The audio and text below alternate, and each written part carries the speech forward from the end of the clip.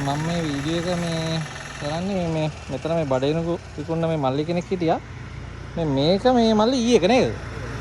මේක ඊ එක. ඒතර මේක අද එක. මේක අද එක මේක ටිකක් ලොකු එක නේ. එතකොට මෙන්න මේක ටිකක් කුඩා එක මේකත් අද එක නේද? දෙන්න මල්ලි බලන්න වෙනස. මෙන්න මේක එතකොට මේ ඊයේ කරල නේ. මේක මේ ඊයේ කරල මේක පොඩි කරපුවාම පොඩි වෙනවා. ඒත් අර ඔය පේන කිරි වගේ පයින්නේ. ටිකක් ඒ වුණාට මේ කරල පොඩ්ඩක් එබිලා වගේ තියෙන්නේ. ඒකලු මේ ඊයේ එකේ වෙනස. එතකොට මේ අද එක බලන්න දැන් මේ අද එක මේක මේ කොලේ දැන් ගැලෙව්වේ. මේකට වැඩිය මේක ටිකක් මේ පේනවාද හොඳට මේක මේ කිරි හොඳට එනවා ඔය.